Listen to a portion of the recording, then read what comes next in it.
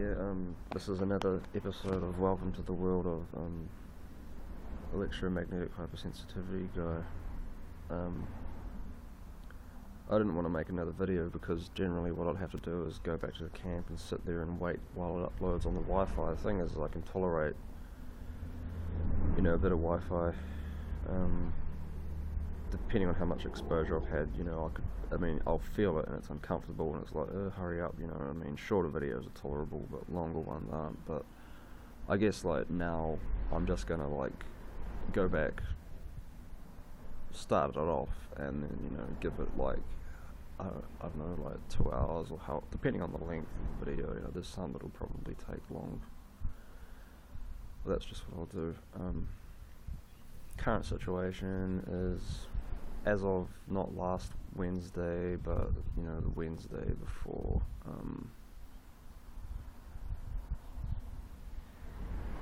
I can't remember the date at the moment.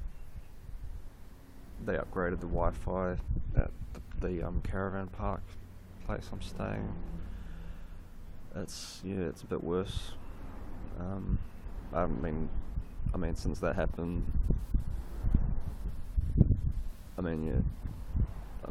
well, you get the picture, fuck. But also, the following Friday and Saturday, I had to work, I think it was a total of maybe nearly 8 hours, or 8 hours, around 8 hours, at the Salvation Army in Richmond, which was fine. It was actually quite fun in a lot of ways. I would have enjoyed doing it if it wasn't,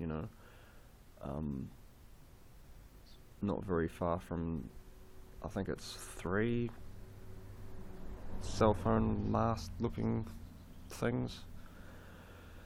One across this other side of, I think you'd call it the south side of Queen Street, and the north side of Queen Street. On the south side of Queen Street, there's one on top of the roof of the massive, I don't know, it's a multi-storied building, but WINS and Ministry of Social Development are at the bottom of it. But then also, I just saw, I don't know, not that long ago, that to the side of that, there's also another one that is a bit shorter, but I don't know exactly what that's about. But they're all within close proximity of work and income, and yesterday I worked there 3 hours, turned up, I'd slept at the bridge that morning, got up, I got to sleep pretty late. I didn't have a comfortable sleep, but I turned up in a lot better condition than I would have if I'd slept at Greenwood Park in my own cabin. As of, by the end of the shift, I was feeling pretty bad.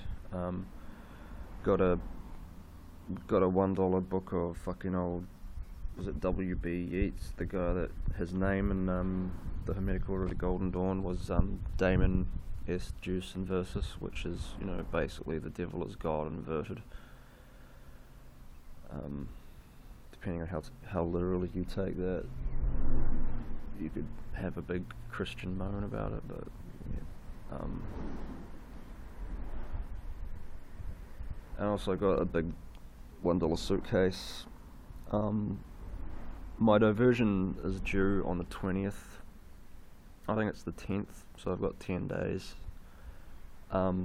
Just have to do the 1 hour left, or around about 1 hour left of the community service at the Salvation Army. Originally it was meant to get done in 2 days. I do leave in a pretty bad state, and it takes a bit to get out of my system.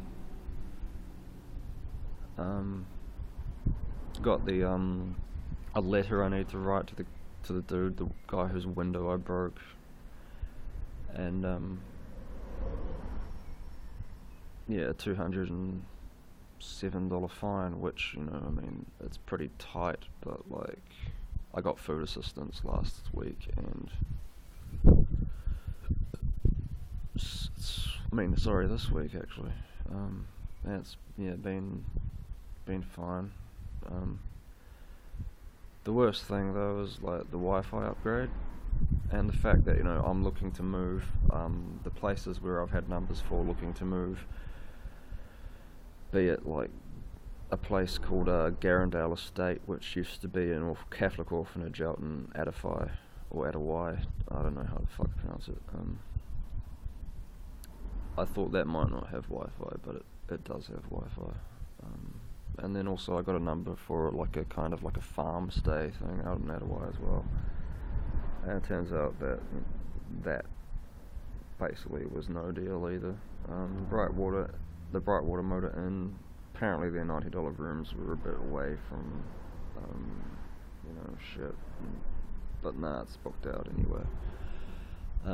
Somebody mentioned to me that there's something you can do where you actually stay on an orchard while you're working there. I'd imagine that those would be full of fucking foreigners, but like, hopefully they wouldn't have Wi-Fi, in which case I'd probably be quite keen. I mean, I'd kill two birds with one stone, no Wi-Fi and, jobbies. But it's pretty, I'm having a pretty tough time. Not in like an emotional fucking emo sense at all. Like, I'm fucking sweet as Larry. It's just, yeah, I mean, that's just the fucking EMS or whatever you want to call it. It's just getting affected, regardless of what I'm thinking or feeling. The effects and the levels and the variations of the effects, and it all suggests that it's a real occurring fucking phenomenon, and I'm really experiencing it because I mean, the difference before I knew the Wi-Fi was upgraded, I couldn't sleep the first night that it was upgraded. I didn't click. Maybe I was just being a bit slow that day, or whatever, or my thoughts were somewhere else. Generally, I probably would click. There's a lot of different factors that might have came into why I didn't click straight away. But it's not like something that writes off my argument at all. So I'm not saying it like, I'm not trying to justify it by like, being like, oh no, I knew. No, it's not like that at all. No fucking way, eh? So don't even fucking dream of it if that's what you're fucking thinking. Thing is I couldn't sleep. It seemed like it was kind of like a hot, humid night. So like, I opened my window like after like quite a while not being able to sleep, and then I think eventually I even just took off my shirt, which like was something I hadn't done, and well, I probably hadn't done that since like a whole summer ago, or at least not since I'd been not in recent months, because I hadn't had to, and it's been cold and all that kind of shit. But I distinctly remember lying in bed and with my shirt off and having this pressure go up my spine, like midway up my back kind of thing. Like, I guess where like you're between like the orange and the green, the orange and the yellow chakras would be. I can't remember the names of them.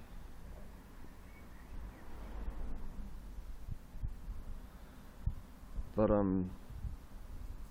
yeah, like felt that, and I mean, like literally my train of thought was, what the fuck is that? And I was just feeling this sensation at my spine. I actually fully, to be honest, didn't click, even though I like momentarily checked the Wi-Fi and saw that there was, a difference, two signals, like the original signal and an extra one at full strength. I thought that was a malfunction of my Wi-Fi, radar thingamajig. Because I'd been at the office earlier that day, the reception office, and I thought that somehow that was just like an earlier kind of like glitch from being there. I didn't actually click it was extra Wi-Fi. But the thing is yeah, I was getting that sensation up my spine, and having trouble sleeping. I distinctly remember that. So I mean, I don't know why I'm talking about it as if trying to justify it to other people, but I distinctly remember the sensation that I had up my spine, and being kind of like, what is that? Not making a connection that it was the Wi-Fi. With my like variant changes in how much I would use my phone or how much I would actually use my Wi-Fi to upload a video or something like that. I mean, that would affect how strong my head was buzzing, kind of thing. Regardless of the fact that the Wi-Fi signal at the camp remained static, depending on how much I would use those things, it would, make me feel like it was stronger or worse anyway. So when that night it was obviously stronger because of the new Wi-Fi had been put in, I just kind of felt that was like I could have just been like, oh, that's from the recovering from all the phone use I did the previous day or something, which I did. I did use the phone quite a bit the previous evening.